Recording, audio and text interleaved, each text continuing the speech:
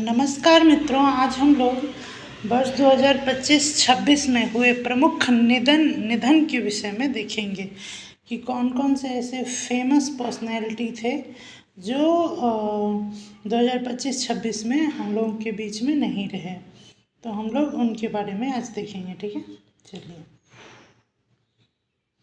सबसे पहले कौन है? प्रहलाद निहलानी, अनुभवी भारतीय फिल्म मेकर, और ये बहुत दिन तक सेंसर बोर्ड में भी रहे थे।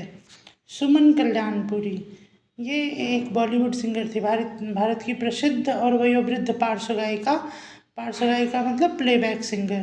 पद्म विभूषण से भी उनको सम्मानित किया गया था 2023 में। बाबा बलविंदर सिंह धालीवाल, भारतीय एथलेटिक्स के दिग्गज शॉट पुटर और अर्जुन पुरस्कार से सम्मानित थे। सलीम कुमार, राष्ट्रीय पुरस्कार विजेता मलयालम अभिनेता और निर्देशक थे। फ्रांसवा एंगलर्ट, हिग्स बोसॉन या गॉड पार्टिकल का सिद्धांत दिया और भौतिकी का नोबेल पुरस्कार प्राप्त करता 2013 में। सुभाष कश्यप, संविधान विशेषज्ञ, लोकसभा के पूर्व महासचिव और 2015 में पद्म भूषण से सम्मानित थे। एन भास्कर राव, पूर्व मुख्यमंत्री आंध्र प्रदेश। बशीर बद्र, उर्दू के मशहूर शायर, इन्हें पद्मश्री 1999 में और साहित्य अकादमी 1999 उर्दू में, और उन्हें काव्य संग्रह आस के लिए सम्मानित किया गया था।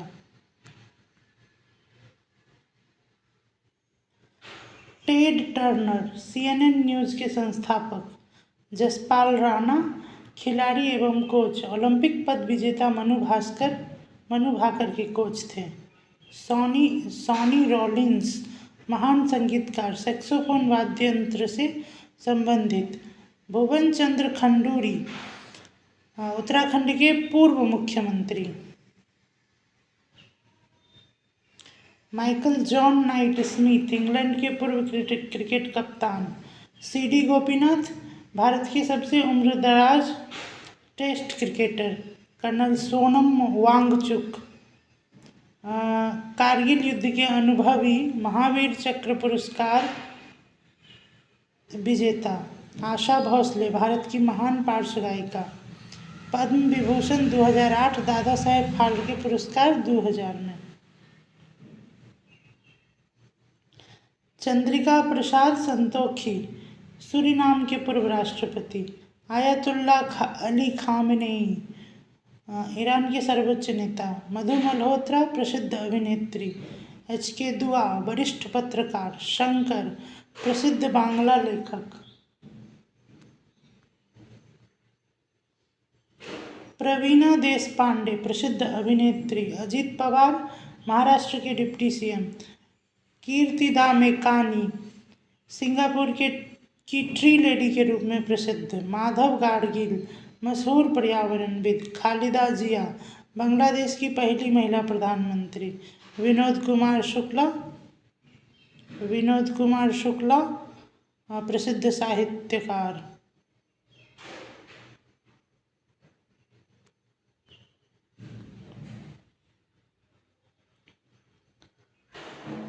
शिवराज पाटिल, पूर्व केंद्रीय गृह मंत्री। कुमारी कमला, भरतनाट्यम की मशहूर नृत्यांगना। रामदरस मिश्र, हिंदी के प्रख्यात साहित्यकार, पद्मश्री 2025, साहित्य अकेडमी और सरस्वती सम्मान तथा व्यास सम्मान से सम्मानित थे। धर्मेंद्र, बॉलीवुड के दिग्गज अभिनेता, जिनका जन्म जो है वो पंजाब में हुआ था, मृत्यु मुंबई में। पद्मश्री 2012, लोकसभा के सांसद रहे 2004 से 2009, और प्रथम फिल्म दिल भी तेरा हम भी तेरे।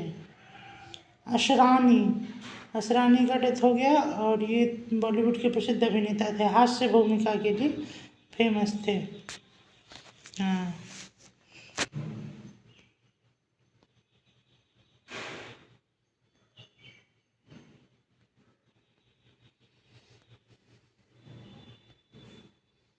सतीश शाह बॉलीवुड के प्रसिद्ध अभिनेता, हास्य भूमिका के लिए जाने जाते थे।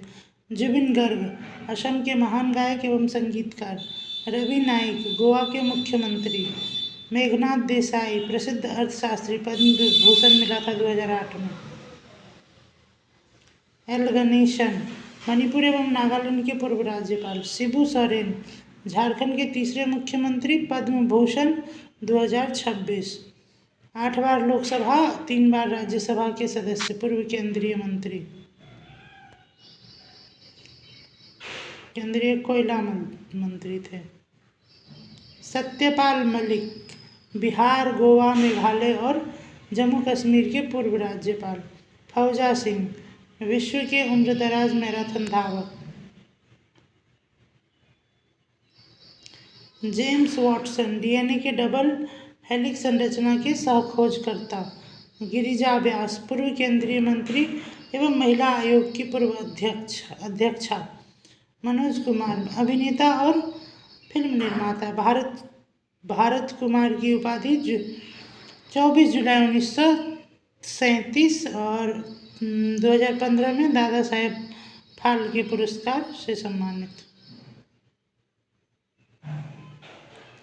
पोप फ्रांसिस रोमन कैथोलिक संप्रदाय के शीर्ष धर्मगुरु।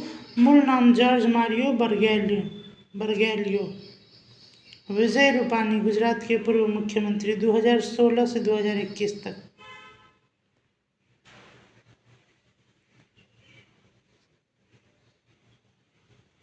वर्ष 2025-26 में प्रधानमंत्री नरेंद्र मोदी को प्राप्त विभिन्न देशों का सर्वोच्च राजकीय सम्मान।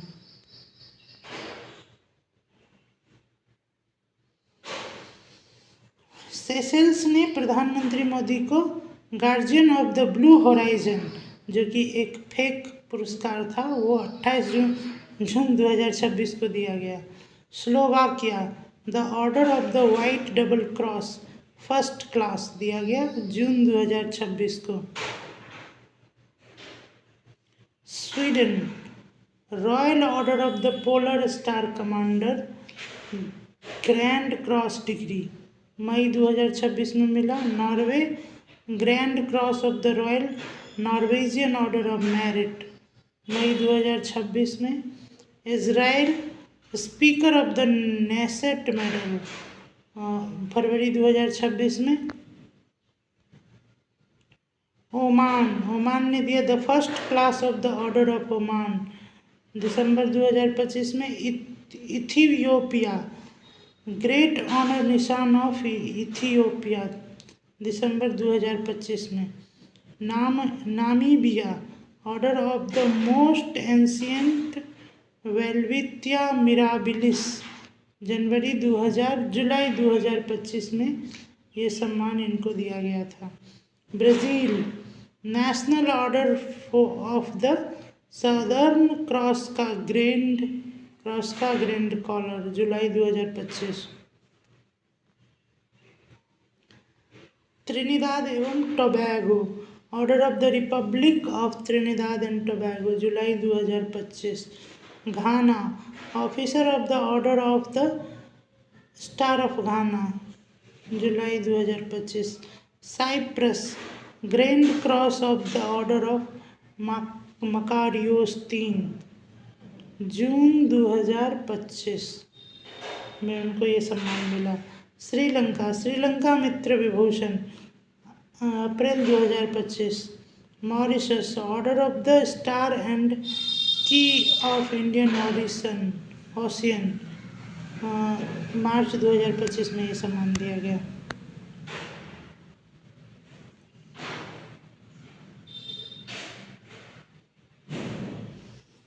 वर्ष 2025-26 में हुए प्रमुख समझौता ज्ञापन हम लोग इसके बारे में देखेंगे।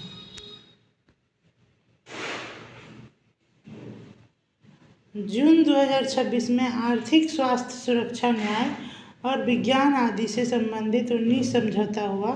सहयोगी देश जो थे भारत और सेशेल्स थे।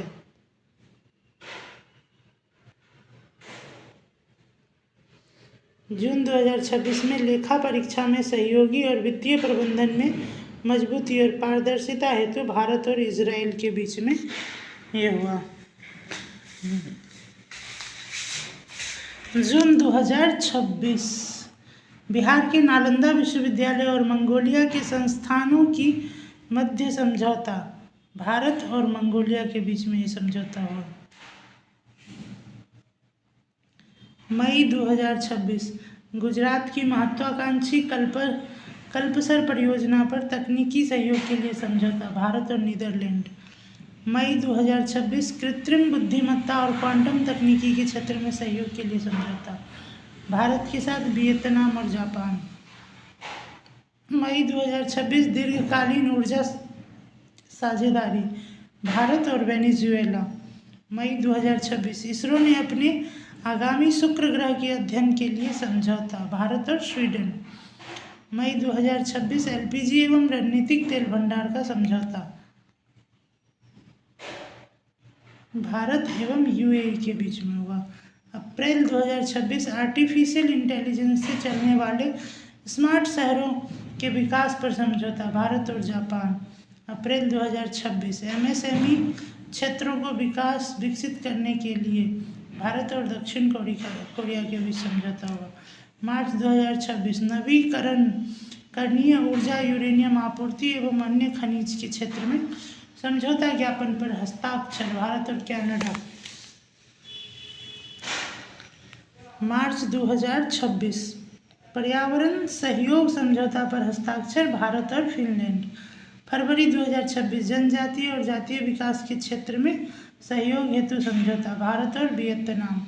जनवरी 2026 डाक एक्सप्रेस और लॉजिस्टिक सेवाओं के लिए समझौता ज्ञापन पर हस्ताक्षर, भारत और जर्मनी। दिसंबर 2025 दवा गुणवत्ता मानकों पर सहयोग बढ़ाने हेतु समझौता, भारत और लाइबेरिया। नवंबर 2025 पारस्परिक पनडुब्बी खोज और बचाव सहायता पर समझौता ज्ञापन का हस्ताक्षर, भारत और वियतनाम। नवंबर 2025 राजनयिक प्रशिक्षण संस्थानों के बीच समझौता ज्ञापन पर हस्ताक्षर, भारत और इक्वाडोर। नवंबर 2025 सांस्कृतिक सहयोग पर एक द्विपक्षीय समझौता ज्ञापन पर हस्ताक्षर, भारत और सऊदी अरब। नवंबर 2025 नवीकरणीय ऊर्जा, स्वास्थ्य सेवा और दवा क्षेत्र में सहयोग पर समझौता, भारत और भूटान। अक्टूबर 2025 सशस्त्र सेनाओं के बीच संचालनात्मक साझेदारी मजबूत करने के लिए भारत और ऑस्ट्रेलिया। अक्टूबर 2025 संयुक्त ऋण व्यवस्था पर सहयोग हेतु समझौता ज्ञापन पर हस्ताक्षर, भारत और जापान। सितंबर 2025 पहला सीमा पार रेलवे संपर्क स्थापित करने के लिए समझौता, भारत और भूटान। सितंबर 2025 उपग्रह ट्रैकिंग एवं संचार केंद्रित स्थापित करने के लिए समझौता, भारत एवं मॉरिशस। सितंबर 2025 रक्षा सहयोग पर समझौता ज्ञापन पर हस्ताक्षर, भारत और मोरक्को। सितंबर 2025 निवेश को बढ़ावा देने के लिए निवेशकों को सुरक्षा प्रदान करने के लिए समझौता, भारत और इजराइल। अगस्त 2025 समुद्री सुरक्षा और संरक्षा सहयोग बढ़ाने के लिए समझौता, भारत और संयुक्त अरब अमीरात। जुलाई 2025 मत्स्य पालन और जलीय कृषि के क्षेत्र में सहयोग को मजबूत करने हेतु भारत और मालदीव। जुलाई 2025 व्यापार, स्वास्थ्य और डिजिटल भुगतान क्षेत्रों में सहयोग बढ़ाने के लिए समझौता, भारत और नामीबिया।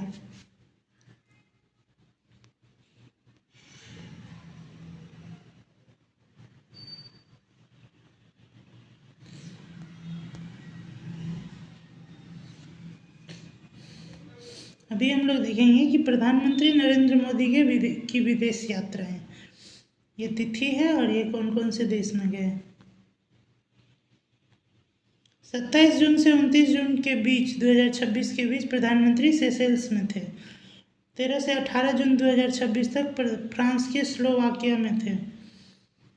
15 से 20 मई 2026 5 देश गए इतना दिन में। यूएई, नीदरलैंड, स्वीडन, नॉर्वे और इटली। 25 से 26 फरवरी 2026 इजराइल। 7 से 8 फरवरी 2026 मलेशिया। 15 से 18 दिसंबर 2025 जॉर्डन, इथियोपिया और ओमान। 21 से 23 नवंबर 2025 दक्षिण अफ्रीका गए। 11 से 12 नवंबर 2025 भूटान गए। 28 अगस्त से 1 सितंबर 2025 चीन और जापान गए। 23 से 26 जुलाई 2025 यूनाइटेड किंगडम और मालदीव। 2 से 9 जुलाई 2025 घाना, त्रिनिदाद और टोबैगो, अर्जेंटीना, ब्राज़ील और नामीबिया। 15 से 19 जून 2025 साइप्रस, कनाडा और क्रोएशिया। 22 से 23 अप्रैल 2025 सऊदी अरब। 3 से 6 अप्रैल 2025 थाईलैंड और श्रीलंका। 11 से 12 मार्च 2025 मॉरिशस और 10 से 13 फरवरी 2025 फ्रांस और अमेरिका। ये भारत में रहता कब है? हर महीना में एक विदेशी यात्रा है। राष्ट्रपति द्रौपदी मुर्मू की विदेशी यात्राएं। तिथि विभिन्न देश। 18 से 13 नवंबर 2025 अंगोला और बोत्सवाना गई थी। 25-26 अप्रैल 2025 को वेटिकन सिटी गई और 7 से 10 अप्रैल 2025 पुर्तगाल और स्लोवाकिया गई। पिछले 15 वर्ष में भारत द्वारा किए गए मुक्त व्यापार समझौता। साझेदार देश, समझौता का चयन, समझौता का नाम और वर्ष। भारत मॉरिशस के बीच में CECPA 2021 में हुआ। भारत UAE के बीच में CEPA 2022 में हुआ। भारत ऑस्ट्रेलिया के बीच में ECTA 2022 में हुआ। भारत EFTA TEPA 2024 में हुआ। भारत UK के बीच में CETA समझौता हुआ 2025 में। भारत ओमान के बीच में CEPA हुआ 2025 में। भारत न्यूजीलैंड के बीच में FTA हुआ 2025 में। भारत और यूरोपीय यूनियन के बीच में FTA हुआ 2026 में।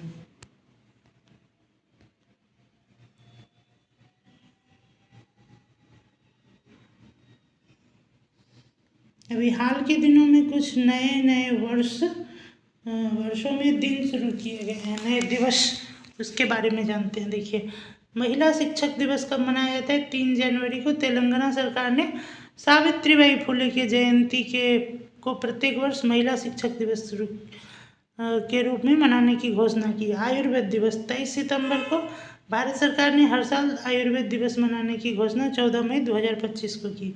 विश्व ध्यान दिवस 21 दिसंबर को संयुक्त राष्ट्र महासभा ने भारत द्वारा सह प्रायोजित एक प्रस्ताव विश्व ध्यान दिवस को सर्वसम्मति से लागू किया। नमो भारत दिवस 21 अक्टूबर। नमो भारत ट्रेन परिचालन के 1 वर्ष पूरे हो जाने पर इस दिवस को मनाया गया। हैदराबाद मुक्ति दिवस 17 सितंबर। गृह मंत्रालय की घोषणा के अनुसार हैदराबाद मुक्ति दिवस 17 सितंबर 1948 के उस दिन को स्मृति बनाया जाएगा जब ऑपरेशन पोलो के तहत हैदराबाद को निजाम के शासन से मुक्त कराया गया। संविधान हत्या दिवस 25 जून। केंद्रीय सरकार द्वारा प्रतिवर्ष 25 जून को संविधान हत्या दिवस के रूप में मनाए जाने की घोषणा की। गौरतलब है कि 25 जून 1975 को 21 मार्च 1977 तक भारत में इंदिरा गांधी द्वारा राष्ट्रीय आपातकाल लागू किया गया था, जिसमें कथित तौर पर संवैधानिक प्रावधानों का दमन किया गया था। अंतर्राष्ट्रीय आलू दिवस 30 मई। संयुक्त राष्ट्र महासभा ने आलू के विविध पोषण संबंधी आर्थिक, पर्यावरणीय और सांस्कृतिक मूल्यों के बारे में जागरूकता बढ़ाने के लिए 30 मई को अंतर्राष्ट्रीय आलू दिवस मनाने का घोषणा किया।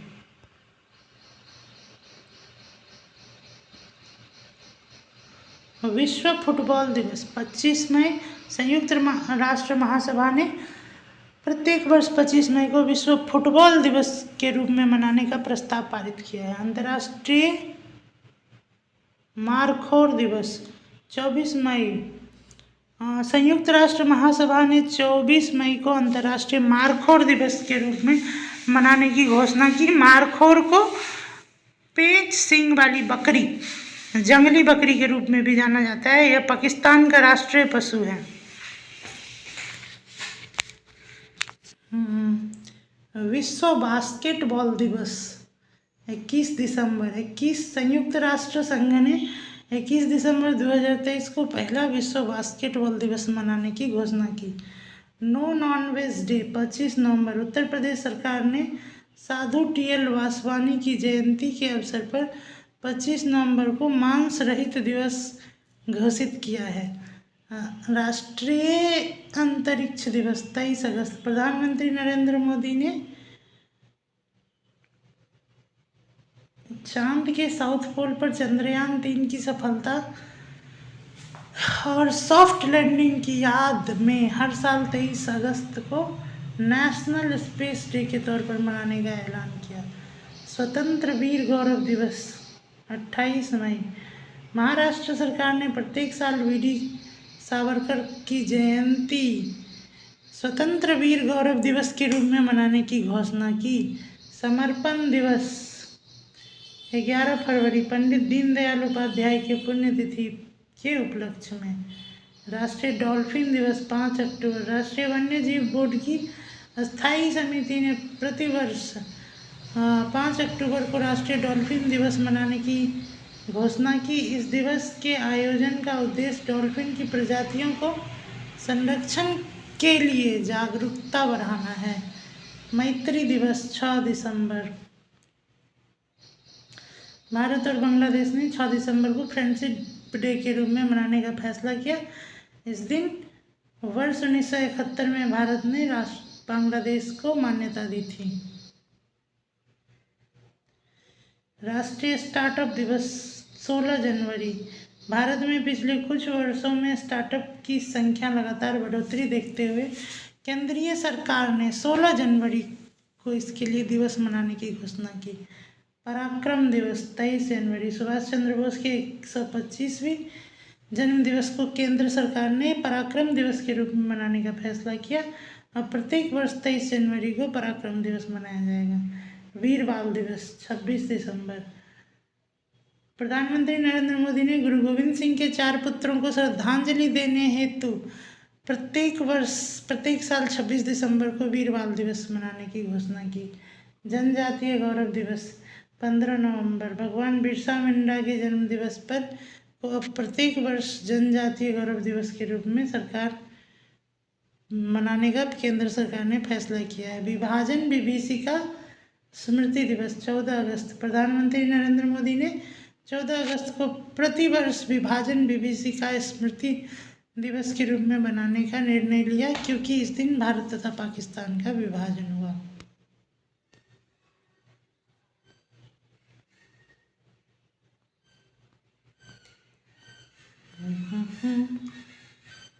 जुनी करो एहन विवाह गोरी, जुनी करो एहन विवाह।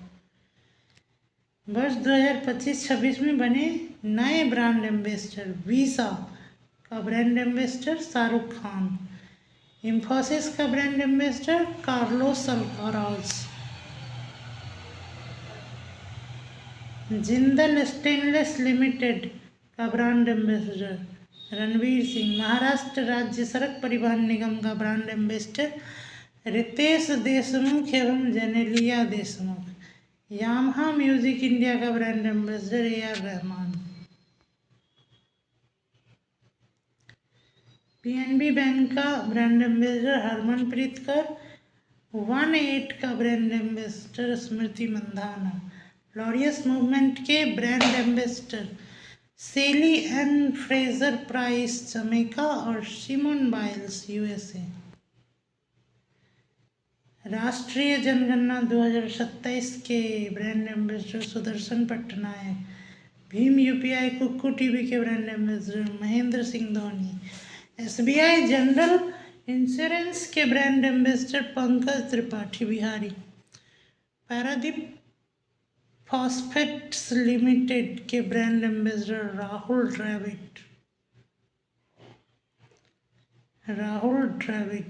देखिए।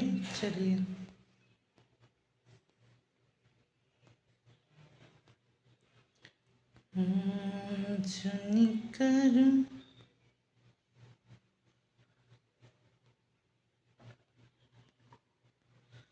अभी हम लोग देखेंगे वर्ष 2025-26 में आए तूफान और चक्रवात।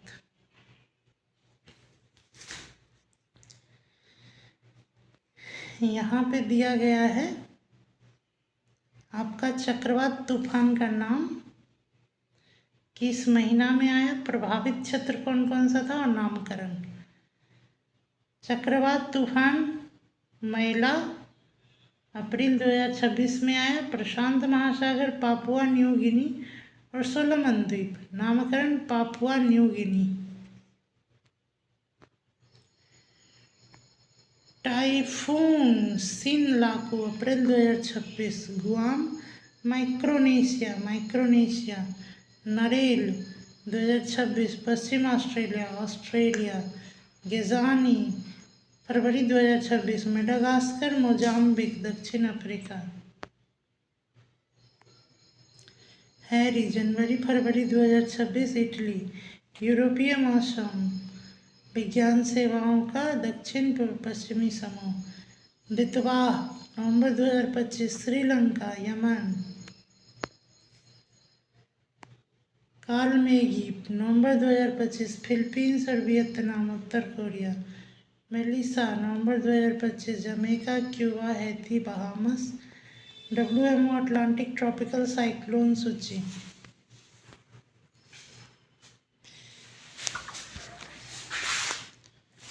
मोन्था अक्टूबर 2025, आंध्र प्रदेश, ओडिशा, तमिलनाडु, थाईलैंड। शक्ति अक्टूबर 2025, अरब सागर, महाराष्ट्र, गुजरात, श्रीलंका। मैटमो अक्टूबर 2025, फिलीपींस, चीन, वियतनाम, USA।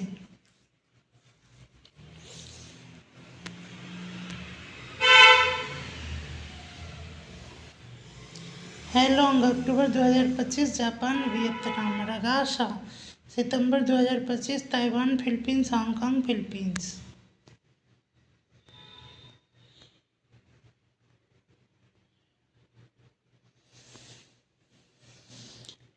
वर्ष 2025-26 में विभिन्न उत्पादों को प्राप्त GI टैग।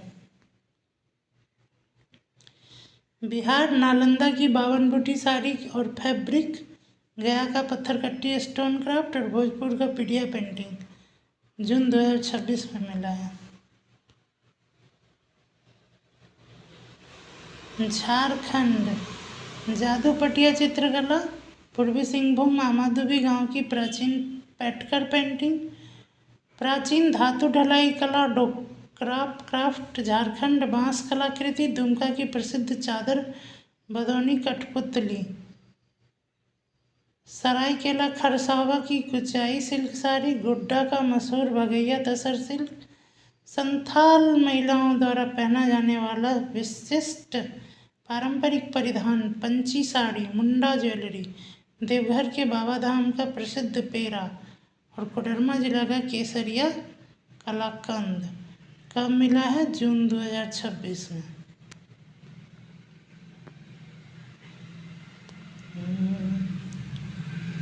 असम का कार्बी आंगलोंग हैंडलूम उत्पाद। असम बिहू पेपा, असम बांस शिल्प और देवरी हैंडलूम उत्पाद जून 2026। मध्य प्रदेश इंदौरी मालवी आलू, मांडू की खुरासनी इमली, रतलाम की बालम ककड़ी और रतलामी गराड़ू जून 2026। हमको सतालू खाए हुए बहुत दिन हो गया। हीरा पन्ना जिला नवंबर 2025।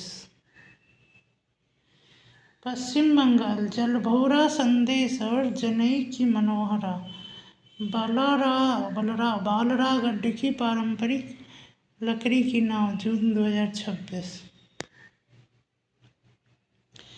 मंदारिन संतरे दार्जिलिंग दिसंबर 2025। त्रिपुरा को क्या चीज़ का मिला है? सारिंदा जून 2026 में। राजस्थान के नागौरी अश्वगंधा जनवरी 2026 में। तमिलनाडु इसका मिला है ओरेयूर कॉटन साड़ी कविंदापरी नट्टू सक्करे गुड़ powder. Namakkal soft stone cookware Thooya Malli चावल और अम्बा समुद्रम चोकू सामान दिसंबर 2025 में। आंध्र प्रदेश को मिला है पोंडरू खादी हाथ से बुनी हुई सूती कपड़ा जून 2025। सिक्किम को मिला है तुंगबुक और पुमटोंग पुलित पारंपरिक लेप्चा वाद्य यंत्र के लिए नवंबर 2025 में। अरुणाचल प्रदेश को मिला है दाओ ब्लेड के लिए नवंबर 2025। गुजरात को मिला है अंबाजी संगमरमर के लिए नवंबर 2025। गोवा को मिला है ओजोफेनी मादक पेय जून 2025। राजस्थान सांगरी बीन मई 2025।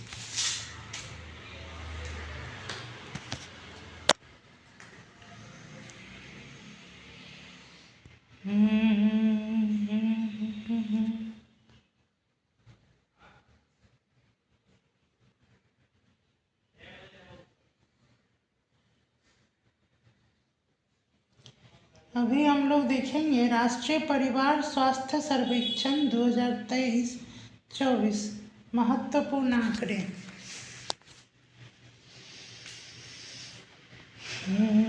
सुनकर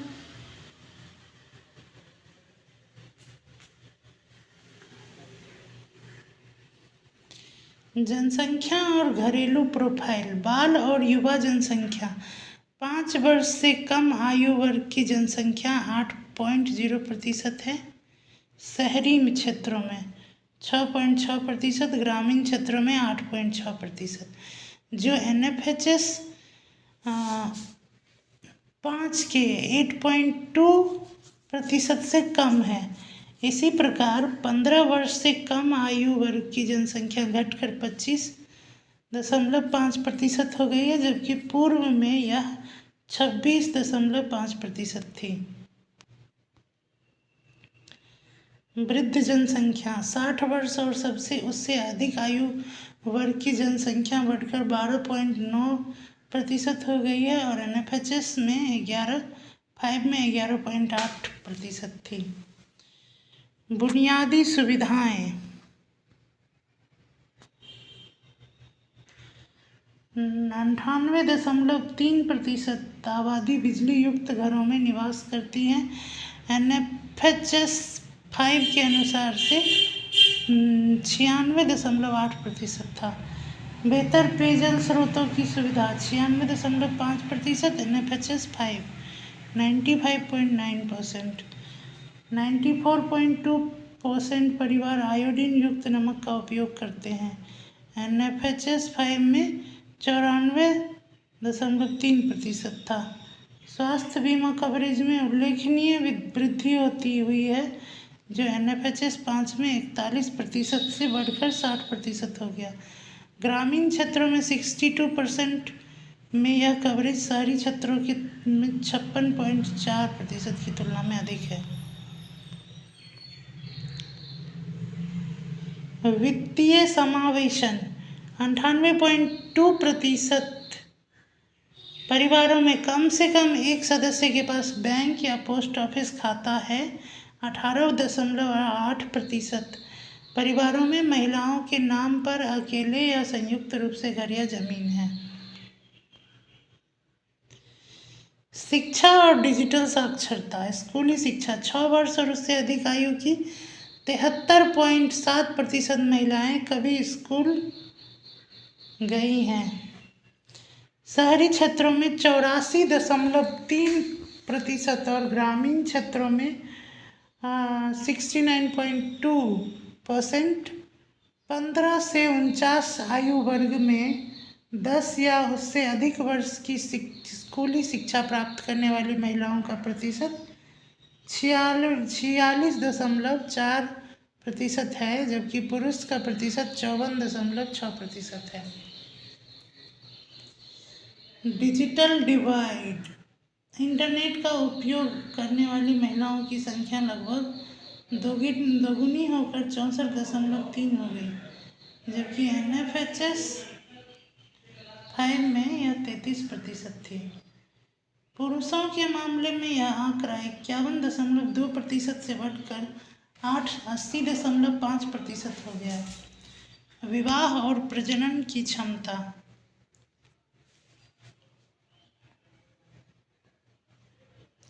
बाल विवाह। 20 से 24 वर्ष की महिलाओं में 18 वर्ष से पहले विवाह का प्रतिशत NFHS 5 के 23.3% से घटकर 20.1% रह गया। हालांकि ग्रामीण क्षेत्रों में 23 से 3% में यह दर अभी भी शहरी क्षेत्रों में 11.4% की तुलना में दोगुनी है। पुरुषों 25 से 29 वर्ष में बाल विवाह का प्रतिशत 17 से 7% घटकर 15 से 9% हुआ। TFR कुल प्रजनन दर। भारत की कुल प्रजनन दर 2.0 पर स्थिर बनी हुई है। NFHS 5 में भी 2.0 थी। शहरी क्षेत्रों में यह 1.6 और ग्रामीण क्षेत्रों में 2.1 है। किशोरावस्था में मातृत्व। सर्वेक्षण के समय 15 से 19 वर्ष की 6 से 7% महिलाएं या तो मां बन चुकी थी या गर्भवती थी। परिवार नियोजन। गर्भ निरोधक का उपयोग 15 से 49 वर्ष की विवाहित महिलाओं में किसी भी गर्भ निरोधक तरीके का उपयोग 66.7% से बढ़कर 69.1% हो गया। आधुनिक गर्भ निरोधक तरीकों का उपयोग 56.4% से घटकर 52.7% हो गया। परिवार नियोजन में महिलाओं पर निर्भरता अभी भी अधिक है। महिला नसबंदी का प्रतिशत 36.5 है, जबकि पुरुष नसबंदी केवल 0.5% है। परिवार नियोजन की अपूर्ण मांग 9.4% से घटकर 8.5% हो गई है। मातृत्व, स्वास्थ्य और प्रसव पूर्व देखभाल ANC एंटीनेटल चेकअप। पहली तिमाही में एंटीनेटल चेकअप कराने वाली माताओं का प्रतिशत 70% से बढ़कर 76% हो गया। कम से कम 4 ANC विजिट का आंकड़ा 58.5% से बढ़कर 65.2% हो गया। Iron folic acid IFA। गर्भावस्था के दौरान 180 या उससे अधिक दिनों तक IFA का आयरन फॉलिक एसिड का सेवन करने वाली माताओं का प्रतिशत 26% से बढ़कर 37.8% हो गया है।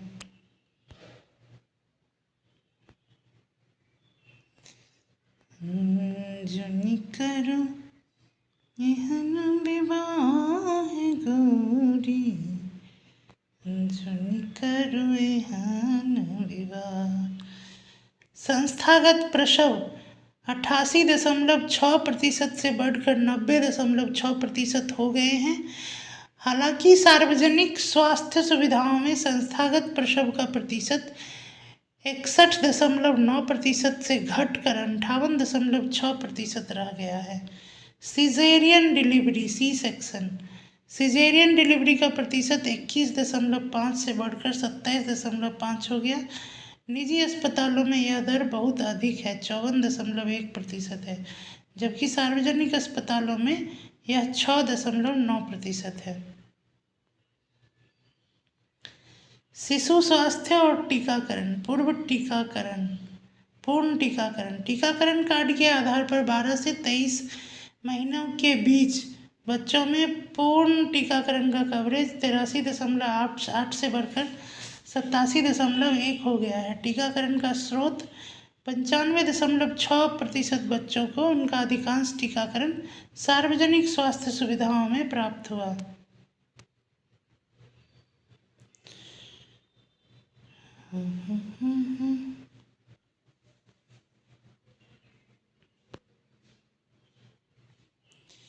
रोटा वायरस टीकाकरण कवरेज 36.4% से बढ़कर 85.4% हो गया। बाल कुपोषण के मानक। स्तनपान। जन्म के 1 घंटे के भीतर स्तनपान का प्रतिशत 41.8 से बढ़कर 50.1 हो गया। हालांकि 6 महीने तक विशेष स्तनपान का प्रतिशत 63.7% से घटकर 55.8% हो गया, जो चिंता का विषय है। पर्याप्त आहार। 6 से 23 महीने के केवल 15.3% बच्चों को ही पर्याप्त आहार मिलता है। NFHS 5 में यह 11.0% था। स्टंटिंग।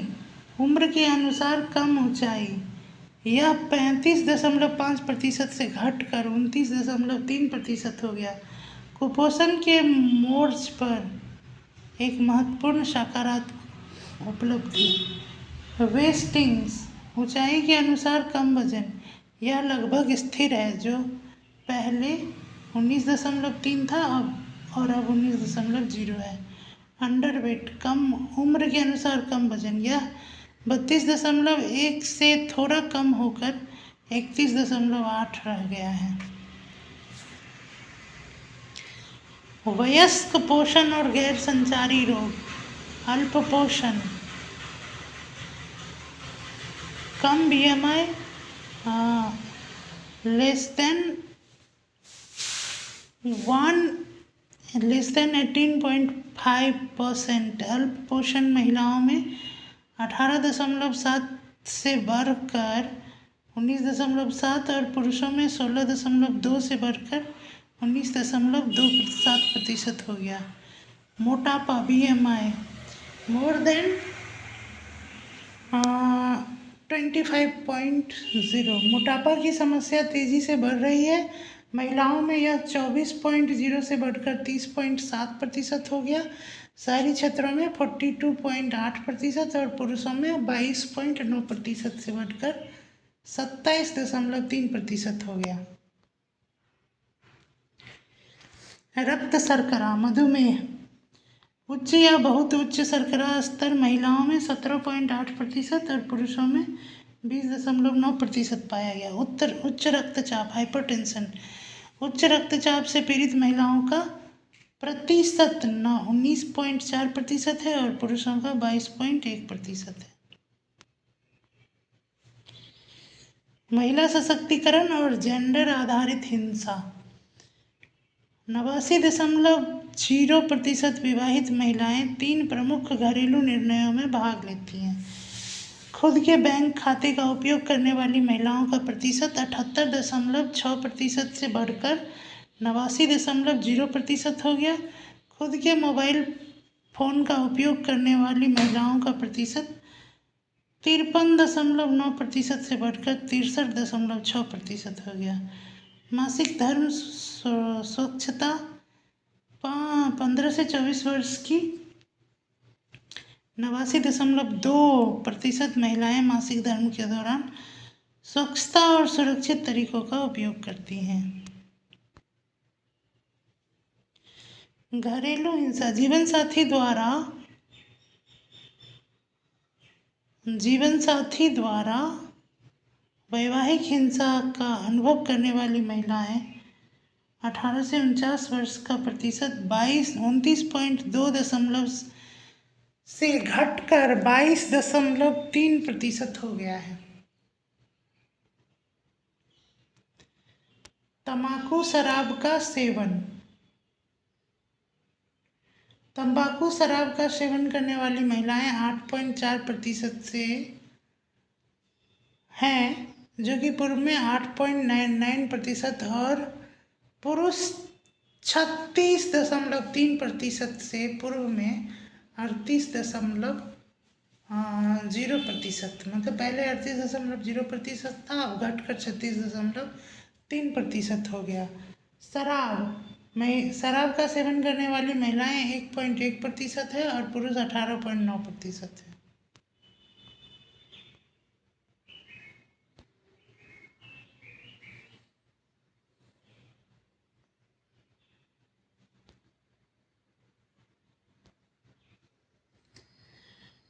अभी हम लोग देखेंगे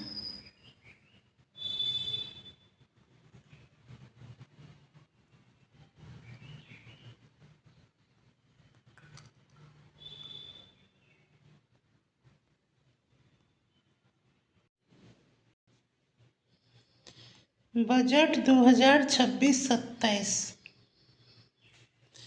माघ पूर्णिमा और गुरु रविदास की जयंती पर के पावन अवसर पर वित्त मंत्री निर्मला सीतारमण ने 1 फरवरी 2026 को संसद में केंद्रीय बजट 2026-27 प्रस्तुत किया।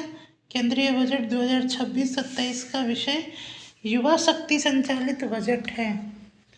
विकसित भारत के विजन के लिए 3 मार्गदर्शक सिद्धांत।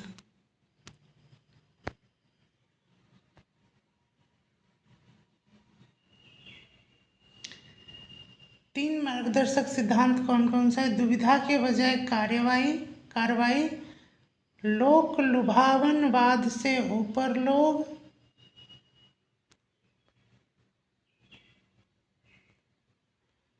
बयानबाजी के बजाय सुधार।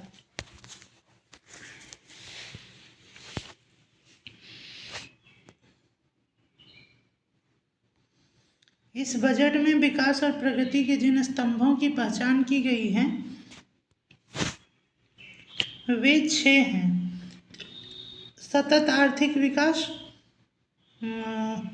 विकास की नींव को सुदृढ़ करना, जन केंद्रित विकास, विश्वास आधारित शासन, व्यापार करने में सुगमता और जीवन जीने में सुगमता, राजकीय कोष मामले।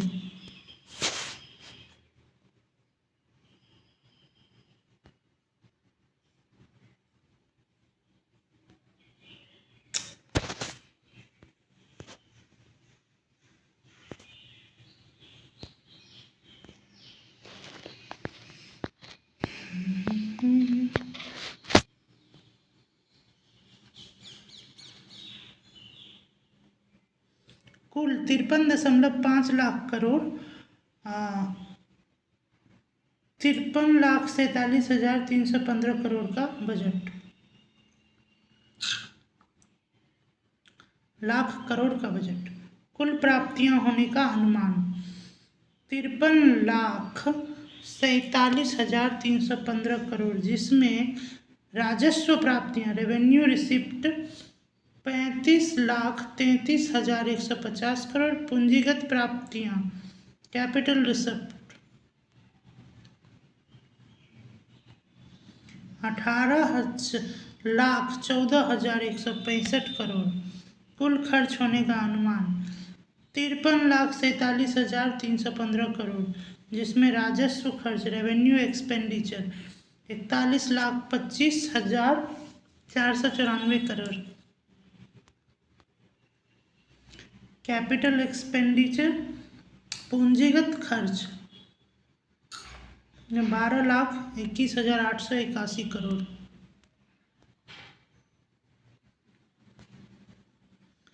विभिन्न घाटा 2025-26 का संशोधित अनुमान, 2025-26 का बजट अनुमान। ठीक है।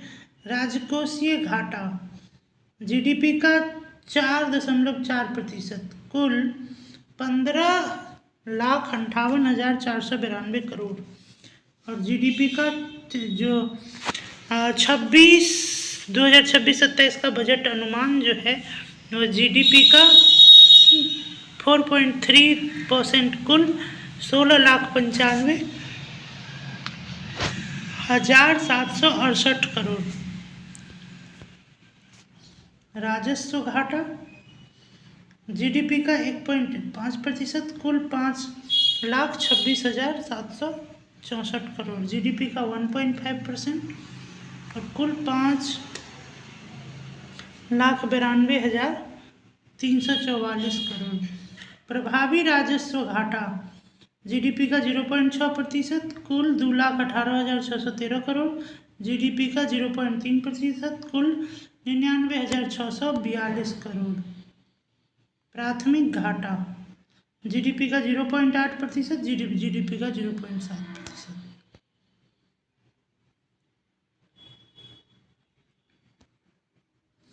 केंद्रीय बजट 2026-27 का शीर्ष 4 मद। रुपया कहाँ से आता है, रुपया कहाँ जाता है। उधार और अन्य देयताएं 24%, करों और शुल्कों में राज्य का हिस्सा 22%, आयकर इनकम टैक्स 21%, ब्याज अदायगी 20%, निगम कर 18%। रुपया जाता कहाँ है, केंद्रीय क्षेत्र की योजना 17%।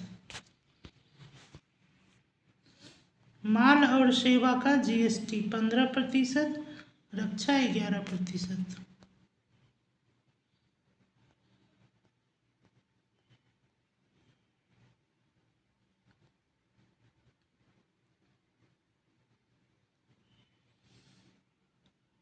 बजट भाषण खंड ए। संकल्प। सरकार का संकल्प हमारे गरीब, वंचित और पिछड़े वर्ग पर ध्यान केंद्रित करना है। इस संकल्प को पूरा करने के लिए 3 व्यापक कर्तव्य प्रस्तुत किए गए। पहला कर्तव्य आर्थिक विकास को गति देना और उसे बनाए रखना। दूसरा कर्तव्य हमारे लोगों की आकांक्षाओं को पूरा करना। तीसरा कर्तव्य हमारे साथ सबका विकास का विजन। पहला कर्तव्य आर्थिक विकास को तेज करना और बनाए रखना तथा अच्छा क्षेत्रों में पहलों का प्रस्ताव। 7 रणनीतिक और फ्रंटियर क्षेत्रों में विनिर्माण को बढ़ावा देना।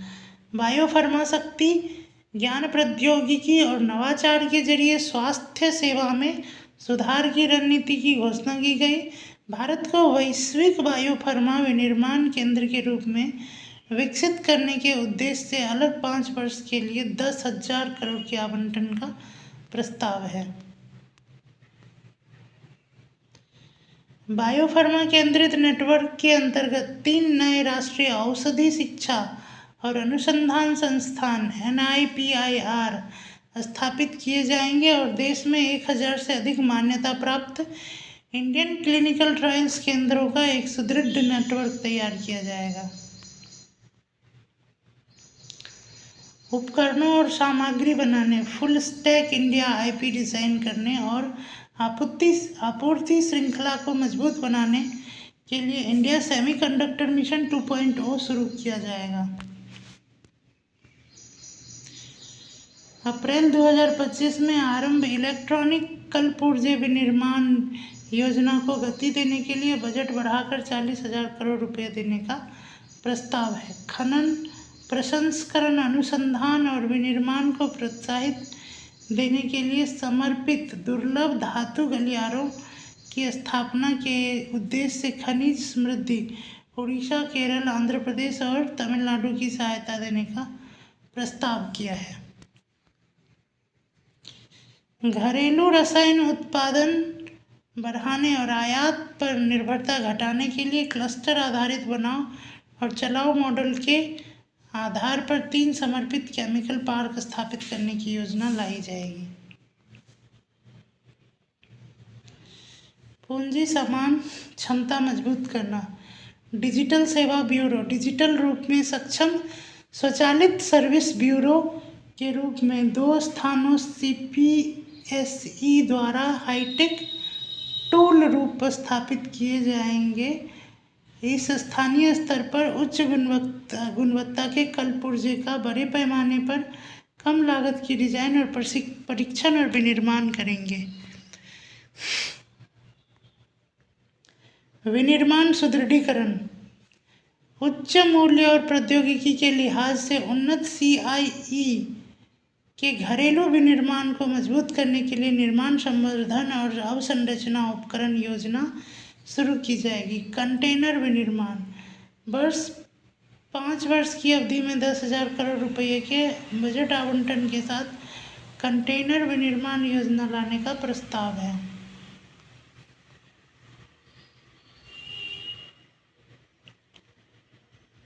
वस्त्र क्षेत्र के लिए एकीकृत कार्यक्रम की घोषणा। राष्ट्रीय फाइबर योजना। रेशम, ऊन, जूट जैसे प्राकृतिक फाइबर, मानव निर्मित फाइबर और नए जमाने के फाइबर में आत्मनिर्भरता के लिए राष्ट्रीय फाइबर योजना लाई जाएगी। तकनीक एवं क्लस्टर सहायता। मशीनरी प्रौद्योगिकी उन्नयन और साझा परीक्षण तथा प्रमाणन केंद्र के लिए पूंजी सहायता के साथ आधुनिक पारंपरिक क्लस्टरों के लिए वस्त्र विस्तार और रोजगार योजना शुरू की जाएगी। चैलेंज मोड में मेगा टेक्सटाइल पार्क स्थापित करने का प्रस्ताव। मैं ससुराल नहीं जाऊंगी, डोली रख दो कहानी।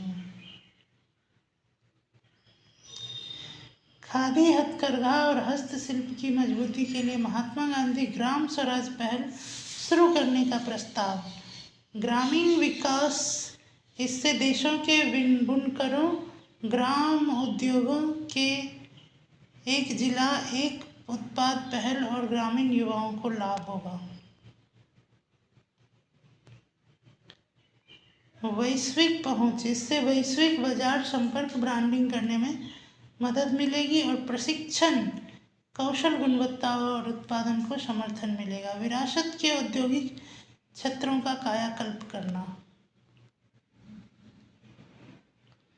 अवसंरचना और प्रौद्योगिकी उन्नयन के जरिए लागत प्रतिस्पर्धा और दक्षता में सुधार के लिए 200 लिगेसी औद्योगिक समूहों के पुनरुद्धार की योजना लाने का प्रस्ताव।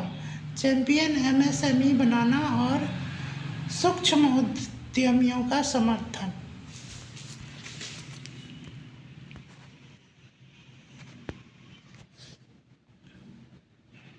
MSME को चैंपियन के रूप में विकसित करने में सहायता के लिए त्रिस्तरीय दृष्टिकोण के अंतर्गत 10,000 करोड़ के आवंटन के साथ MSME ग्रोथ फंड शुरू करने का प्रस्ताव।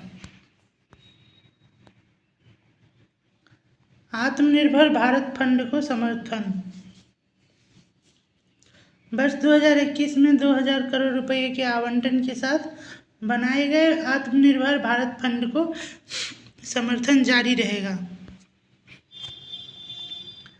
कॉरपोरेट मित्र कैडर का विकास, विशेष रूप से Tier 2 और Tier 3 शहरों में कॉरपोरेट मित्र कैडर विकसित करने के लिए IECSI,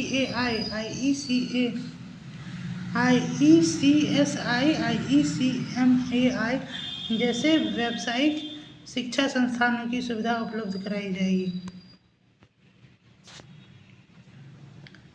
अवसंरचना घोषणाएं।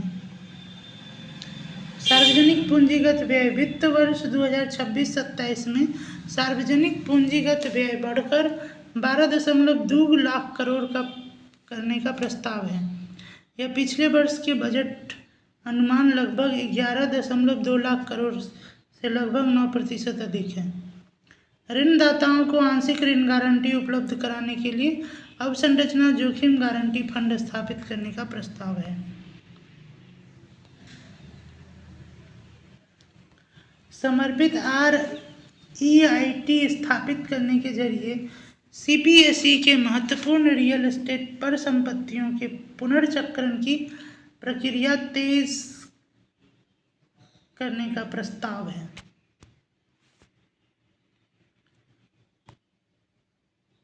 डेडिकेटेड फ्रंट कॉरिडोर DFC, पूर्वी भारत में दानकुनी, पश्चिम बंगाल में पश्चिम भारत के सूरत, गुजरात को जोड़ने के लिए समर्पित माल गलियारा स्थापित करने का प्रस्ताव है।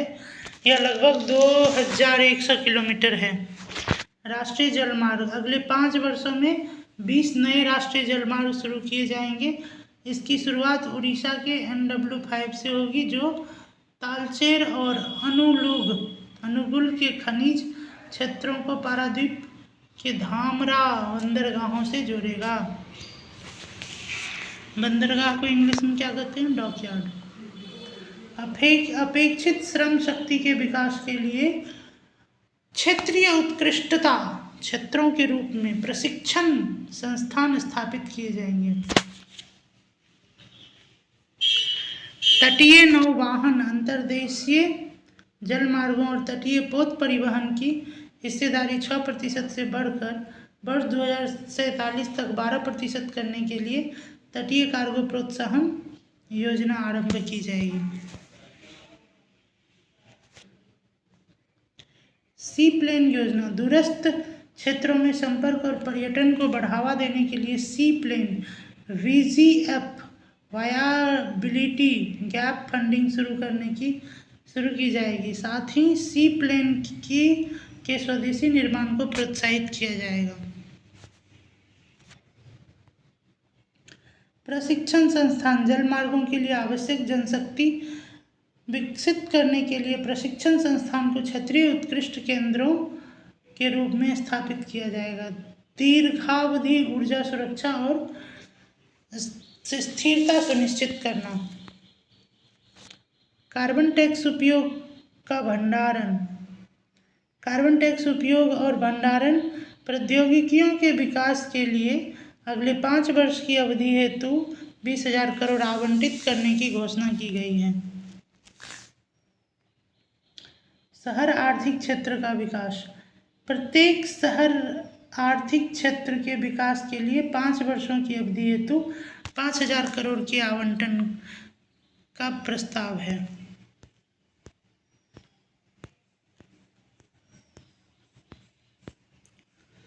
पर्यावरण अनुकूल टिकाऊ यात्री प्रणाली को प्रोत्साहन देने के लिए 7 हाई स्पीड रेल कॉरिडोर विकसित किए जाएंगे। मुंबई पुणे हैदराबाद, हैदराबाद बेंगलुरु, हैदराबाद चेन्नई, चेन्नई बेंगलुरु, दिल्ली वाराणसी और वाराणसी सिलीगुड़ी के बीच। वित्तीय स्थिरता, समावेशी विकास और उपभोक्ता सुरक्षा सुनिश्चित करने हेतु बैंकिंग क्षेत्र की व्यापक समीक्षा के लिए विकसित भारत के लिए बैंकिंग विषय पर एक सर्वोच्च उच्च स्तरीय समिति गठित करने का प्रस्ताव। पावर फाइनेंस कॉरपोरेशन और ग्रामीण विद्युतीकरण निगम के पुनर्गठन का प्रस्ताव। विदेशी निवेशों के अनुसार निवेश नियमों में सुधार, भारत की उभरती आर्थिक प्राथमिकताओं के अनुरूप विदेशी निवेश के लिए अधिक समकालीन और उपयोगकर्ता अनुकूल रूपरेखा करने हेतु विदेशी मुद्रा प्रबंधन नियमावली की व्यापक समीक्षा का प्रस्ताव। म्यूनिसिपल बॉन्ड के लिए प्रोत्साहन योजना, बड़े शहर द्वारा उच्च मूल्य के म्यूनिसिपल बॉन्ड जारी करने को प्रोत्साहित करने के लिए 1,000 करोड़ से अधिक का सिंगल बॉन्ड जारी करना और 100 करोड़ का प्रोत्साहन देने का प्रस्ताव है।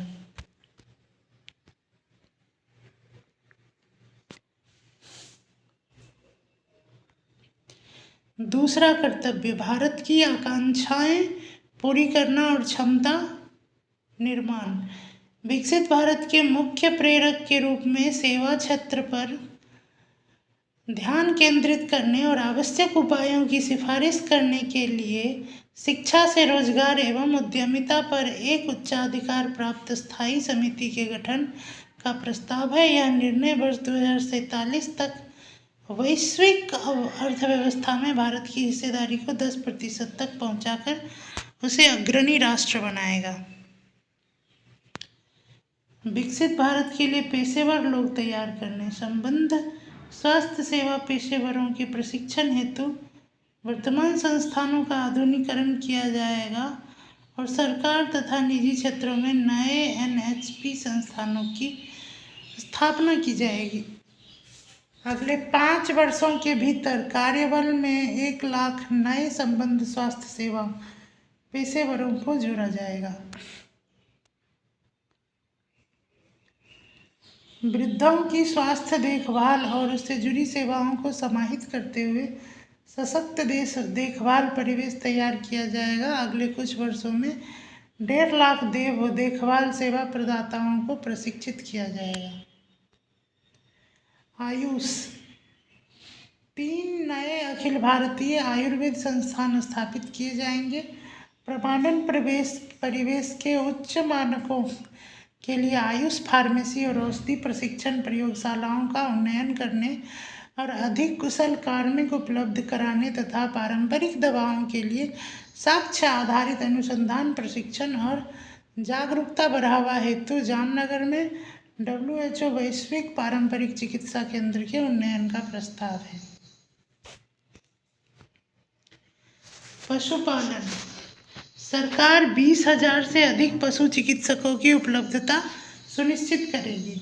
निजी क्षेत्रों में पशु रोग विशेषज्ञ और पैरा पशु शल्य महाविद्यालयों, पशु अस्पतालों, नैदानिक प्रयोगशालाओं और प्रजनन सुविधाओं के लिए ऋण संबंध पूंजीगत सब्सिडी सहायता योजना शुरू करने का प्रस्ताव है।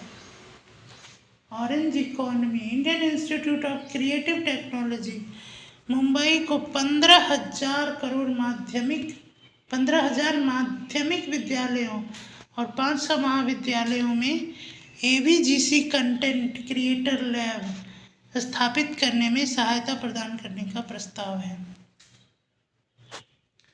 शिक्षा यूनिवर्सिटी टाउनशिप सरकार 5 यूनिवर्सिटी टाउनशिप स्थापित करने के लिए राज्य को सहायता प्रदान करेगी। ये टाउनशिप प्रमुख औद्योगिक और लॉजिस्टिक कॉरिडोर के पास बनाई जाएगी ताकि शिक्षा और उद्योग के बीच सीधा संबंध बना सके।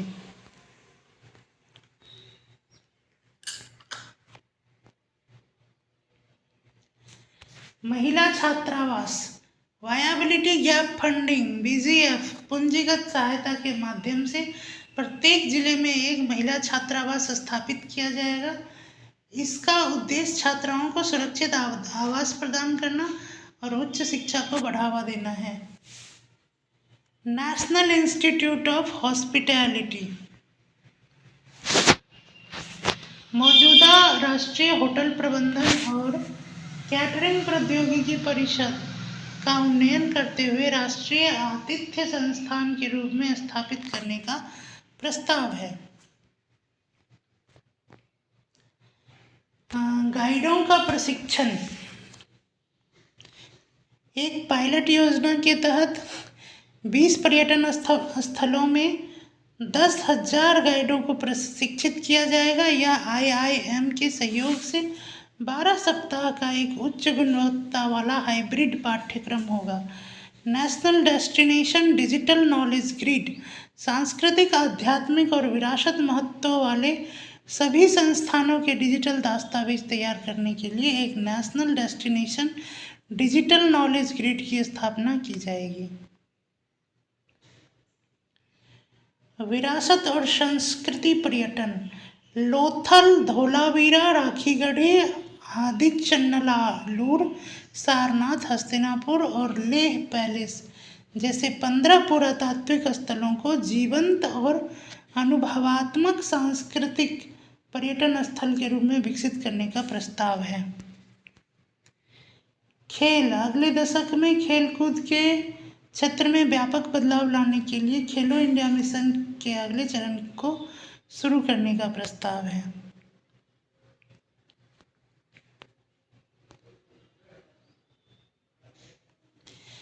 तीसरा कर्तव्य यह सबका साथ सबका विकास के दृष्टिकोण के अनुरूप है और इसके लिए निम्नलिखित 4 क्षेत्रों में लक्षित प्रयास करने की आवश्यकता है।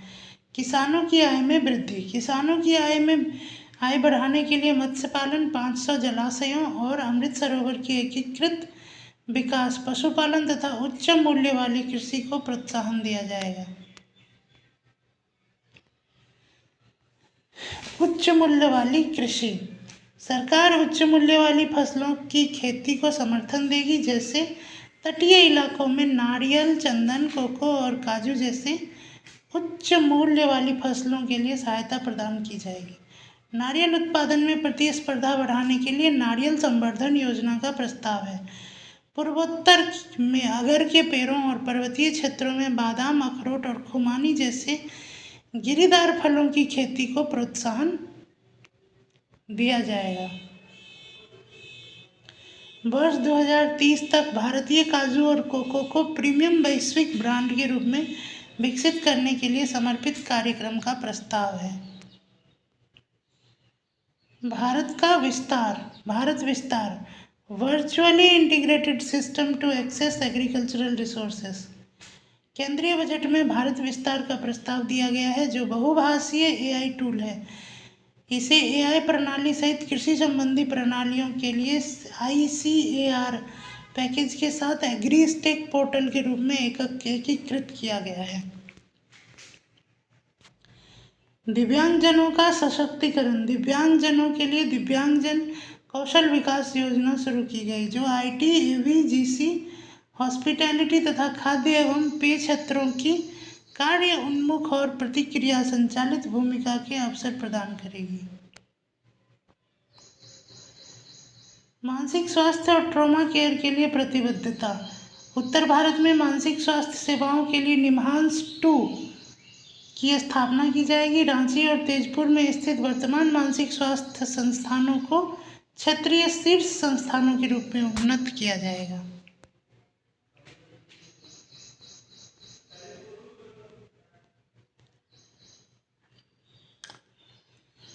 पूर्वोदय राज्यों और उत्तर पूर्व क्षेत्रों पर ध्यान। दुर्गापुर में बेहतर संपर्क नोड के साथ एकीकृत पूर्वी तट औद्योगिक गलियारे का विकास, 5 पूर्वोत्तर राज्यों में 5 पर्यटन स्थलों का निर्माण और 4000 ई-बसों के संचालन का प्रस्ताव किया गया है।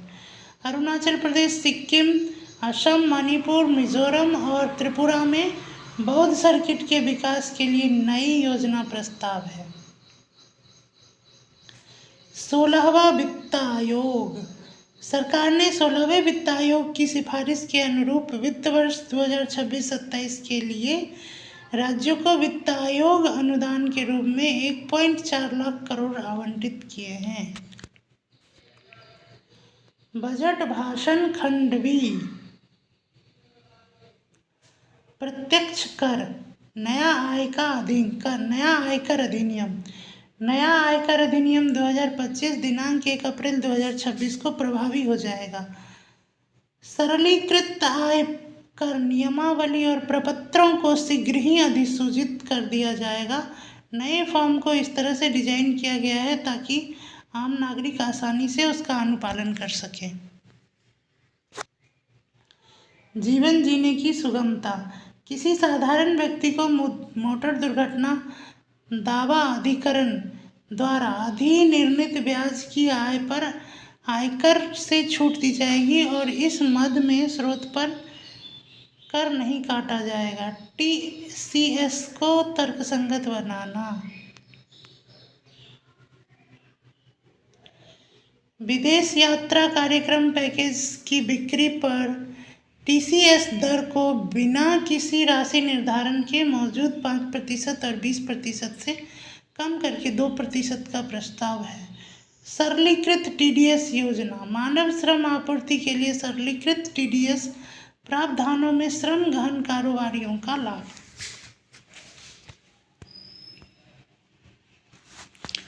छोटे करदाताओं के लिए नई व्यवस्था। इसमें नियम आधारित स्वचालित प्रक्रिया से कर निर्धारण अधिकारी के समक्ष आवेदन दाखिल करने के स्थान पर कम अथवा शून्य कटौती प्रमाण पत्र करना संभव हो सकेगा।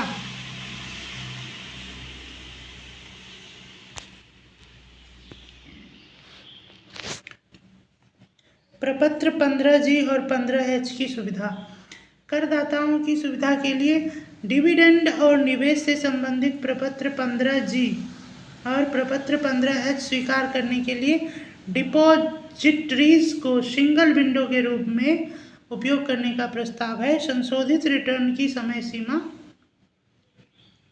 संशोधित रिटर्न दाखिल के लिए समय सीमा को मामूली शुल्क के भुगतान के साथ 31 दिसंबर से बढ़ाकर 31 मार्च करने का प्रस्ताव है। कर रिटर्न फाइनल करने के लिए अलग अलग समय सीमा का प्रस्ताव है। टीडीएस कटौती। इस अनिवासी द्वारा अचल संपत्ति की बिक्री पर टीडीएस की कटौती की जाएगी। इसके लिए निवासी क्रेता के पैन आधारित चालान के माध्यम से भुगतान की सुविधा दी जाएगी, जिससे टैन की अनिवार्यता खत्म हो जाएगी। विदेशी संपत्ति की घोषणा। छोटे करदाताओं को अपने विदेशी आय या संपत्ति की घोषणा करने के लिए एक मुश्त 6 महीनों की छूट देने की योजना है। तार्किक सुधार। जुर्माने और मुकदमेबाजी की प्रक्रिया को तर्कसंगत बनाया जाएगा। एकीकृत प्रक्रिया। आईटी आकलन और जुर्माने की कार्यवाही को सामान्य रूप से एकीकृत करने का प्रस्ताव। Return update. करदाताओं को अपनी पुनः आकलन की कार्यवाही के बाद रिटर्न अपडेट करने की अनुमति दी जाएगी।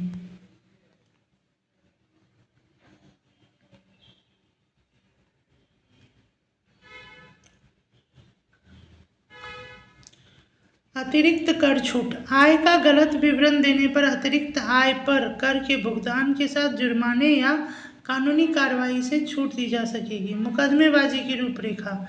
आयकर अधिनियम के तहत मुकदमों के निपटारे की रूपरेखा को अधिक सरल और तार्किक बनाया गया है।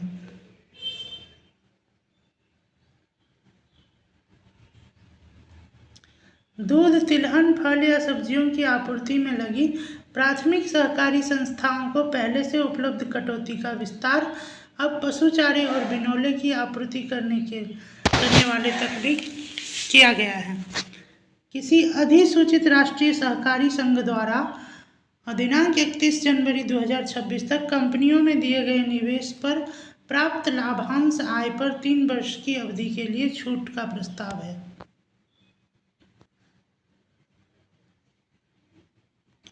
भारत के विकास इंजन के रूप में आईटी क्षेत्र को सहायता। सॉफ्टवेयर विकास सेवाओं, आईटी समर्पित सेवाओं, ज्ञान प्रक्रिया आउटसोर्सिंग सेवाओं और सॉफ्टवेयर विकास में संबंधित सेवाएं 15.5% के एक समान फॉरवर्ड मार्जिन के तहत आएंगी। आईटी सेवाओं के लिए सेफ हार्बर प्राप्त करने की सीमा को 300 करोड़ बढ़ाकर 2000 करोड़ कर दिया गया है। एपीए में शामिल होने वाली कंपनियों को संशोधित रिटर्न दाखिल करने की सुविधा और उसकी संबद्ध संस्थानों को भी प्रदान की जाएगी। वैश्विक व्यापार और निवेश आकर्षित करना।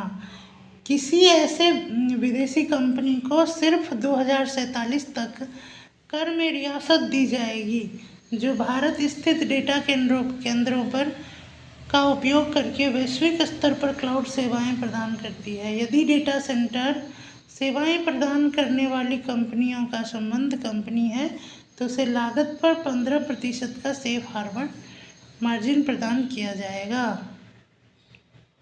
कर प्रशासन। भारतीय लेखांकन मानक में ही आय परिकलन और प्रकटीकरण मानकों की अपेक्षाएं शामिल करने हेतु कॉर्पोरेट कार्य मंत्रालय और केंद्रीय प्रत्यक्ष कर बोर्ड की एक संयुक्त समिति गठित की जाएगी।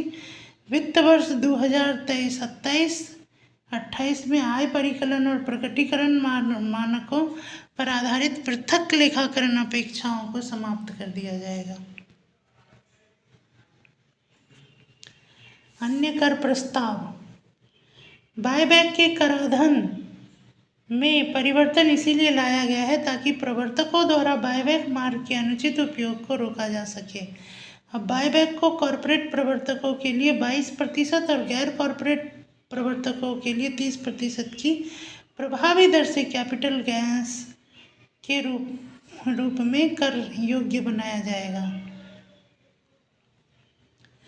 अल्कोहल युक्त शराब, स्क्रैप और खनिजों के विक्रेता के लिए टीसीएस की दरों को तर्क संगत बनाते हुए तो 2% किया जाएगा।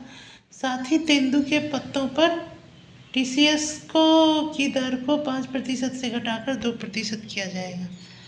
वायदा सौदों पर STT की दर 0.02% से बढ़कर 0.05% कर दी जाएगी।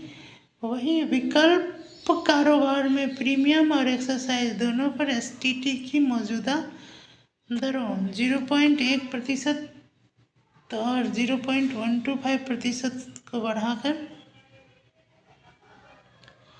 0.15% किया जाएगा। मैट की अंतिम कर बनाए जाने का प्रस्ताव है, इसीलिए 1 अप्रैल 2026 से कोई नई मैट क्रेडिट संचय नहीं होगा। इस परिवर्तन के अनुरूप 15% की मौजूदा मैट दर को कम करके 14% किया जाएगा।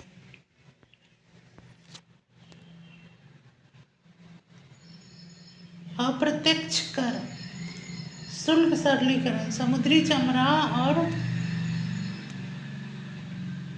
वस्त्र उत्पाद निर्यात हेतु फूड उत्पादों के प्रसंस्करण में उपयोग किए जाने वाले विशिष्ट घटकों के लिए शुल्क मुक्त निर्यात की सीमा को FOB वैल्यू के मौजूदा 1% से बढ़कर 3% किया जाएगा।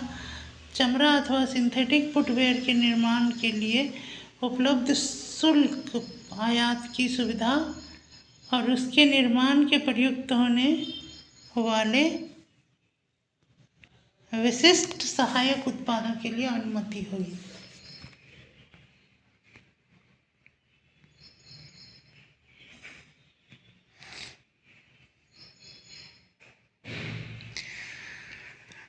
ऊर्जा संक्रमण एवं सुरक्षा बैटरी निर्माण के लिए लिथियम आयन सेलों के उत्पादन हेतु उपयोग में आने वाली पूंजीगत सामग्रियों के आयात पर मूलभूत सीमा शुल्क से छूट प्रदान की जाएगी। सोलर ग्लास के निर्माण में इस्तेमाल हेतु सोडियम एंटीमोनेट के आयात पर मूलभूत सीमा शुल्क में छूट मिलेगी। न्यूक्लियर पावर परियोजना के लिए आवश्यक सामग्रियों के आयात पर लगने वाले मूलभूत सीमा शुल्क को छूट को वर्ष 2035 तक बढ़ा दिया गया है। महत्वपूर्ण खनिजों के प्रसंस्करण के लिए आवश्यक पूंजीगत सामग्रियों के आयात पर लगने वाले मूलभूत सीमा शुल्क में छूट प्रदान की जाएगी। बायोगैस मिश्रित CNG पर केंद्रीय उत्पाद शुल्क के भुगतान के समय उसमें मिश्रित बायोगैस के रूप में शुल्क नहीं लिया जाएगा। असैनिकी एवं रक्षा विमानन असैनिकी प्रशिक्षण एवं अन्य विमानों के निर्माण के लिए आवश्यक कलपुर्जों पर मूलभूत सीमा शुल्क में छूट दी जाएगी। रक्षा क्षेत्र की इकाइयों द्वारा रखरखाव, मरम्मत अथवा अन्य आवश्यकताओं में इस्तेमाल के लिए विमान के पुर्जों के निर्माण हेतु आयात के लिए किए जाने वाले कच्चे माल पर मूलभूत सीमा शुल्क में छूट दी जाएगी। इलेक्ट्रॉनिक्स माइक्रोवेव ओवन के निर्माण में इस्तेमाल किए जाने वाले विशेष पुर्जों पर मूलभूत शुल्क छूट दी जाएगी। विशेष आर्थिक क्षेत्र के लिए घरेलू टैरिफ क्षेत्रों में पात्र विनिर्माण संयंत्रों द्वारा विक्रय की सुविधा हेतु एक बारी उपाय का प्रस्ताव किया गया है। इसे विक्रय की मात्रा उनके निर्यात के निर्धारित अनुपात तक सीमित होगी, जिसके लिए रियायती दरों का प्रस्ताव किया जाएगा। जीवन की सुगमता व्यक्तिगत उपयोग के लिए आयात की जाने वाली सभी वस्तुओं पर मूल सीमा शुल्क 20% से घटाकर 10% किया गया है। कैंसर के उपचार के लिए 3 और दवाएं ट्रांस्टुजुमैब,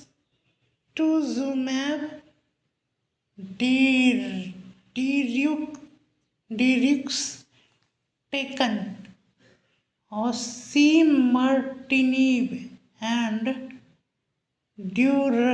ड्यूरवल्यूमैब को सीमा शुल्क से पूरी तरह मुक्त कर दिया गया। दुर्लभ बीमारियों की सूची में 7 अतिरिक्त असाध्य रोगों को जोड़ा गया है ताकि उनके दवाओं के व्यक्तिगत आयात पर सीमा शुल्क न लगे।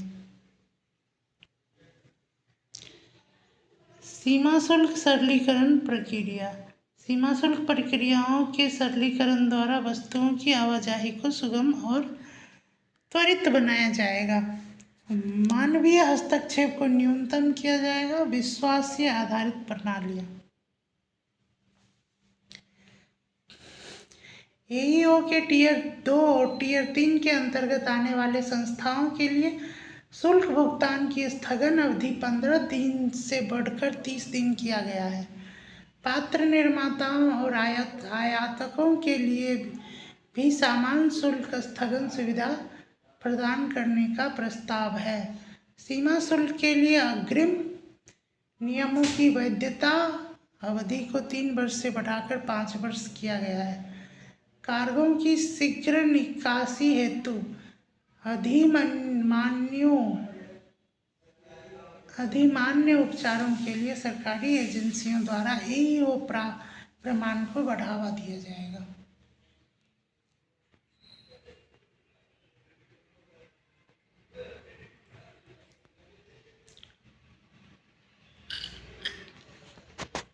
जिन वस्तुओं के आयात के लिए किसी विशेष अनुपालन की आवश्यकता नहीं है, उनके लिए विश्वस्त आयातकों द्वारा pre arrival bill of entry दाखिल करने पर माल पहुंचाते हुए निकासी की औपचारिकताएं स्वतः पूरी हो जाएगी। सीमा शुल्क भंडारण को अब स्वघोषणा, इलेक्ट्रिक ट्रैकिंग और जोखिम आधारित लेखा परीक्षा के साथ एक भंडार संचालक केंद्रित प्रणाली बनाई जाएगी।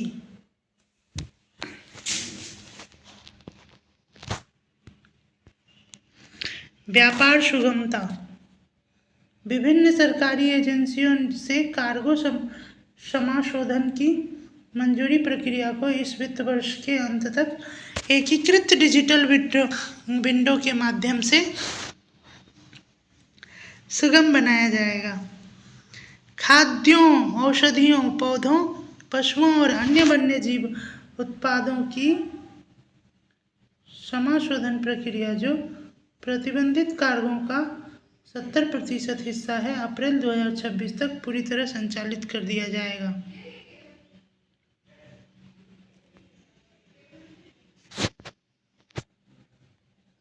जिन वस्तुओं के लिए किसी विशेष अनुपालन की आवश्यकता नहीं है, उन्हें आयातक द्वारा ऑनलाइन पंजीकरण पूरा करते ही तत्काल संशोधित किया जाएगा। सभी सीमा शुल्क प्रक्रियाओं के लिए एकल, एकीकृत और मापनीय प्लेटफॉर्म के रूप में सीमा शुल्क एकीकृत प्रणाली अलग 2 वर्षों में शुरू की जाएगी। सभी प्रमुख पत्तनों और कंटेनरों की जांच के उद्देश्य से गैर सन्निविष्ट स्कैनिंग और उन्नत इमेजिंग तथा जोखिम मूल्यांकन के लिए एआई प्रौद्योगिकी का उपयोग चरणबद्ध तरीके से किया जाएगा। निर्यात के अवसर। विशेष आर्थिक क्षेत्र अथवा गहरे समुद्र में भारतीय नौकाओं द्वारा पकड़ी गई मछलियों को शुल्क मुक्त किया जाएगा। विदेशी बंदरगाहों पर ऐसी मछली उतारने को निर्यात वस्तु के रूप में माना जाएगा। ई-कॉमर्स के माध्यम से वैश्विक बाजार तक पहुंच। ई-कॉमर्स के माध्यम से वैश्विक बाजार में पहुंच के लिए भारत के छोटे व्यवसायों, कारीगरों और स्टार्टअप को आकांक्षाओं को सहायता प्रदान करने के लिए कुरियर निर्यात हेतु निर्धारित प्रतिक्षेप 10 लाख रुपये का वर्तमान मूल्य सीमा को पूरी तरह से हटा दिया जाएगा। अंतर्राष्ट्रीय यात्रा के दौरान सुगम निकासी। अंतर्राष्ट्रीय यात्रा के दौरान सामान निकासी के जुड़े प्रावधानों के संशोधन को प्रस्ताव किया गया है। संशोधित नियमों में वर्तमान समय की यात्रा संबंधी वास्तविकताओं के अनुरूप शुल्क मुक्त भत्ते में वृद्धि होगी। विवादों का समाधान सभी बकाया करों का भुगतान करके विवादों का समाधान।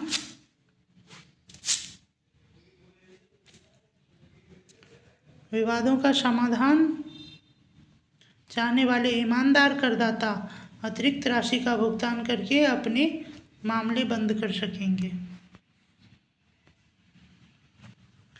बजट 2026-27 के तहत विभिन्न योजनाओं पर खर्च।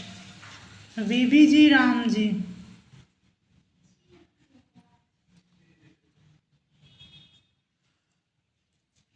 95,692 करोड़। जल जीवन मिशन 67,670 करोड़। पीएम किसान 63,500 करोड़। पीएम आवास योजना 54,917 करोड़। बजट 2026-27 के तहत प्रमुख पदों पर व्यय। परिवहन 5,98,520 करोड़। रक्षा 5,94,525 करोड़। ग्रामीण विकास 2,73,108 करोड़। गृह मामले 2,55,234 करोड़। कृषि और संबद्ध गतिविधियां 1,62,671 करोड़।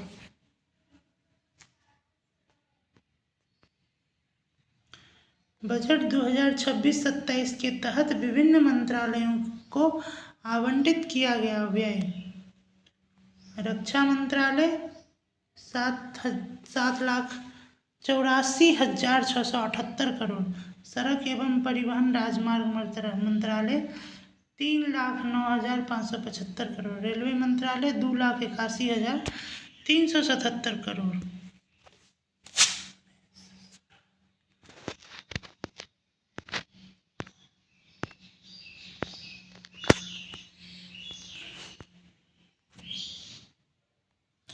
भारत सरकार के आगामी लक्ष्य। विषय लक्ष्य वर्ष। नक्सलवाद समाप्त करने का लक्ष्य मार्च 2026। भारत का समुद्रयान मिशन जिसका उद्देश्य समुद्री यात्रियों को 6,000 मीटर की गहराई तक भेजना 2027। भारत को टीबी मुक्त देश बनाना 2027। 100% सोलर सेल मैन्युफैक्चरिंग हासिल करें 2028। चंद्रयान 4 लॉन्च करने का लक्ष्य 2028। भारत को बाल विवाह से मुक्त बनाने का लक्ष्य 2030। भारत को $1 ट्रिलियन की डिजिटल अर्थव्यवस्था बनाना 2030। 300 मीट्रिक टन इस्पात क्षमता हासिल करने का लक्ष्य 2030। 100 मीट्रिक टन कोयला गैसीकरण प्राप्त करने का लक्ष्य 2030। 500 गीगावाट अक्षय ऊर्जा प्राप्त करने का लक्ष्य 2030। 280 गीगावाट सौर ऊर्जा प्राप्त करने का लक्ष्य 2030। कपड़ा निर्यात को 3 गुना तक बढ़ाने का लक्ष्य 2030। कुल कार्बन उत्सर्जन में 1 अरब टन की कमी 2030। कुल वाहन में 30% इलेक्ट्रिक वाहन करने का लक्ष्य 2030। भारत में पूर्ण रूप से मलेरिया उन्मूलन 2030। HIV एड्स को खत्म करने का लक्ष्य 2030। भारतीय रेलवे को नेट जीरो कार्बन एमिशन या ग्रीन रेलवे बनाने का लक्ष्य 2030। भारत का अपना अंतरिक्ष स्टेशन स्थापित करने का लक्ष्य 2035। चंद्रमा पर अंतरिक्ष यात्री उतारने का लक्ष्य 2040। भारत की परमाणु ऊर्जा क्षमता को 1 लाख मेगावाट तक बढ़ाने का लक्ष्य 2047। भारत को विकसित बनाने का लक्ष्य 2047। हाइड्रोफ्लोरोकार्बन का उपयोग को 80% तक कम करने का लक्ष्य 2047। भारत को ऊर्जा स्वतंत्र आत्मनिर्भर बनाने का लक्ष्य 2047। पोत निर्माण में आत्मनिर्भरता हासिल करने का लक्ष्य 2047। मुंबई शहर में शून्य कार्बन उत्सर्जन का लक्ष्य 2050 और भारत द्वारा नेट जीरो शून्य कार्बन उत्सर्जन का लक्ष्य 2070। Thank you. आज भारत की एक महान सिंगर जानकी अम्मा का देहांत हो गया, इसीलिए उनको सत सत नमन और भगवान उनकी आत्मा को शांति दे।